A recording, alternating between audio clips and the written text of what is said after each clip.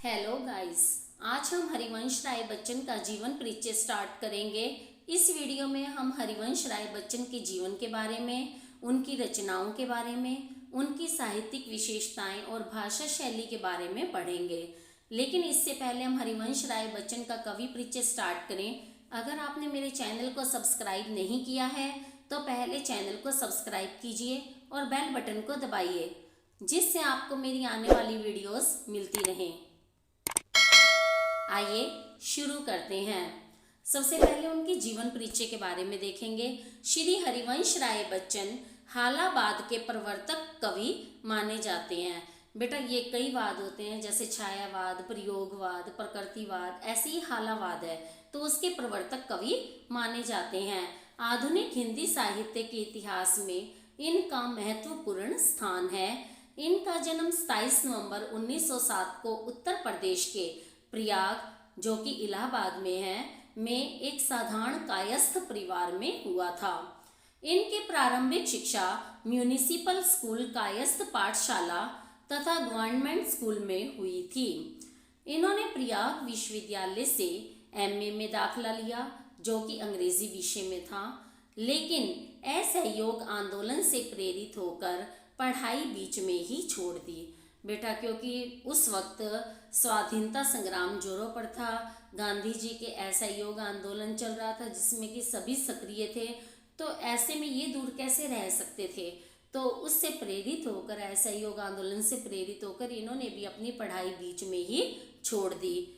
आपने सन 1939 में काशी विश्वविद्यालय से बीटीसी की डिग्री प्राप्त की। एमए की उपाधि प्राप्त करने के बाद आप 1942 से 1952 तक इलाहाबाद विश्वविद्यालय में प्राध्यापक के पद पर कार्यरत रहे। ठीक है, इलाहाबाद विश्वविद्यालय में ये प्राध्यापक के पद पर कार्यरत रहे।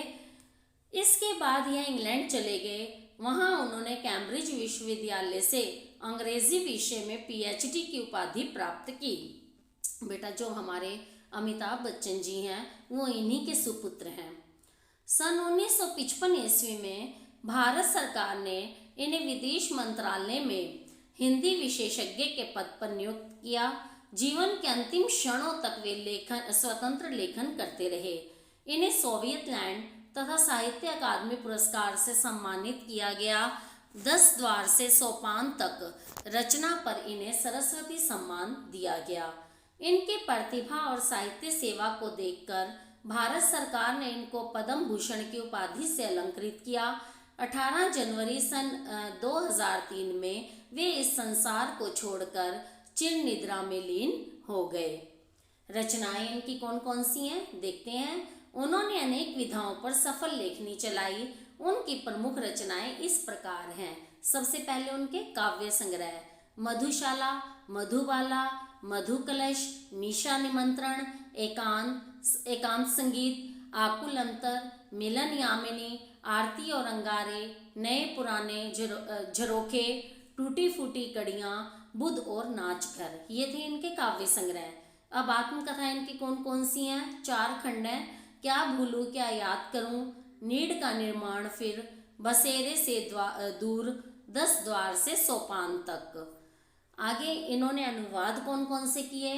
हैमलेट, जनगीता, मैकबेथ, डायरी, प्रवास की डायरी। अब इनकी साहित्यिक विशेषताएं कौन कौन सी, इनके साहित्य में कौन कौन सी विशेषताएं थी? श्री हरिवंश राय बच्चन जी एक श्रेष्ठ साहित्यकार थे, जिन्होंने हालावाद का प्रवर्तन कर साहित्य को एक नया मोड़ दिया। इनका एक कहानीकार के रूप में उदय हुआ था, लेकिन बाद में वे अपने बुद्धि कौशल के आधार पर उन्होंने अनेक विधाओं पर लिखा। इनके साहित्य की प्रमुख विशेषताएं निम्नलिखित हैं। प्रेम और सौंदर्य सबसे नंबर 1 पर है, प्रेम और सौंदर्य। श्री हरिवंश राय बच्चन जी हालावाद के प्रवर्तक कवि माने जाते हैं, जिसमें प्रेम और सौंदर्य का अनूठा संगम है। उन्होंने साहित्य में प्रेम और मस्ती भरकर प्रेम और सौंदर्य को जीवन का अभिन्न अंग मानकर उसका चित्रण किया है। बेटा हालावाद में प्रेम और सौंदर्य चलता है, इसलिए हालावाद के प्रवर्तक कहे जाते हैं। वो वे क्या कहते हैं कि इस पार प्रिय मधु है तुम हो, इस पार प्रिय मधु है तुम उस पार ना जाने क्या होगा। बच्चन जी ने अपने काव्य में ही नहीं अपितु गद्य साहित्य में भी प्रेम और सौंदर्य की सुंदर अभिव्यक्ति की है।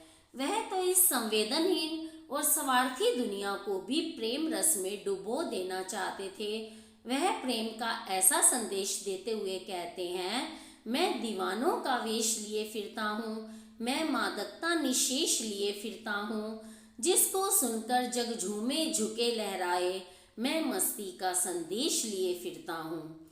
मानवतावाद, सेकंड विशेषता उनकी कौन सी है? मानवतावाद। मानवतावाद एक ऐसी विराट भावना है जिसमें संपूर्ण जगत के प्राणियों का हित चिंतन किया जाता है। मतलब विश्व के सभी प्राणियों के हितों के बारे में सोचा जाता है। बच्चन जी ने अपने प्रेम और मस्ती में डूबे, प्रेमचंद जी केवल प्रेम और मस्ती में डूबे कवि नहीं थे, बल्कि उनके साहित्य में एक ऐसी विराट भावना के भी दर्शन होते हैं।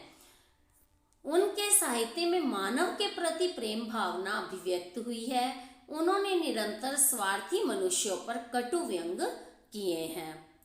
ठीक है ना, खाली प्रकृति से प्रेम हो या कुछ ऐसा नहीं, हर मनुष्य के प्रति प्रेम दिखाई पड़ता है उनकी रचनाओं में। नेक्स्ट है व्यक्तिवाद। श्री हरिवंश राय बच्चन जी के साहित्य में व्यक्तिगत भावना सर्वत्र झलकती है।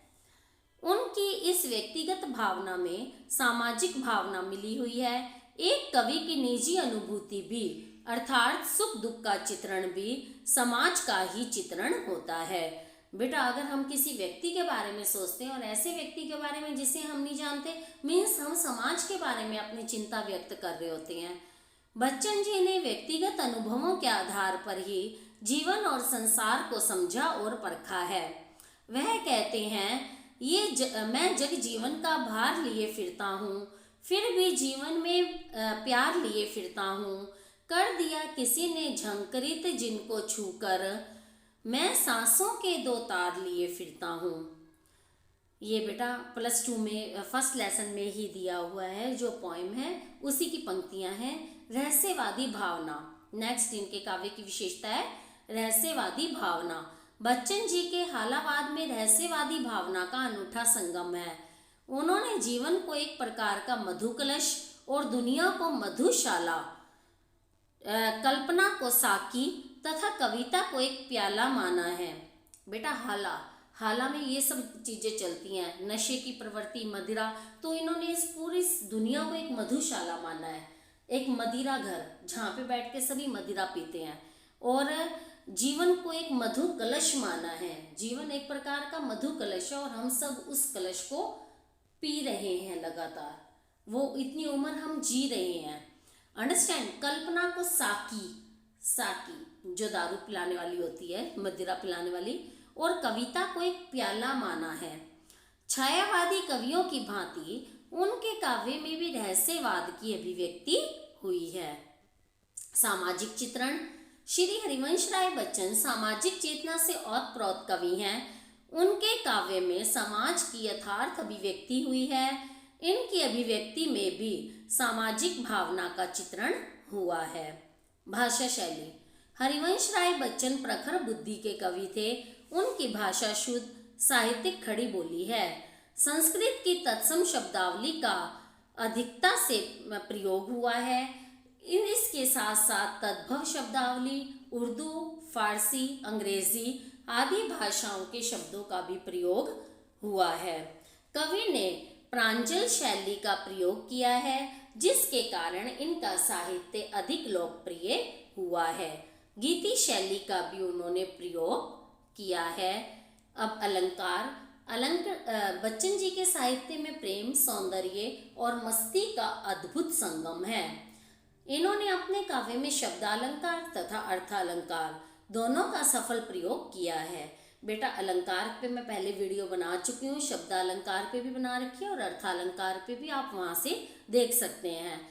अलंकारों के प्रयोग से इनके साहित्य में और ज़्यादा निखार और सौंदर्य उत्पन्न हो गया है। इनके साहित्य में अनुप्रास, यमक, श्लेष, पद मैत्री, स्वर मैत्री, पुनरुक्ति प्रकाश, उपमा, रूपक, मानवीकरण आदि अलंकारों का सुंदर प्रयोग हुआ है। जैसे एक एग्जाम्पल देके बताया जा रहा है, यह सोच थका दिन का पंथी भी धीरे धीरे चलता है, दिन जल्दी जल्दी ढलता है। ठीक है बेटा। तो बिंब योजना, कवि की बिंब योजना, बीमा लिखा हुआ बेटा, बिंब आएगा। बिंब योजना अत्यंत सुंदर है। इन्होंने भाव अनुरूप बिंब योजना की है। इंद्रिय बोधक बिंबों के साथ साथ सामाजिक, राजनीतिक आदि बिंबों का सफल प्रयोग हुआ है। बस बेटा आपका ये यहीं पर खत्म होता है। Okay bye.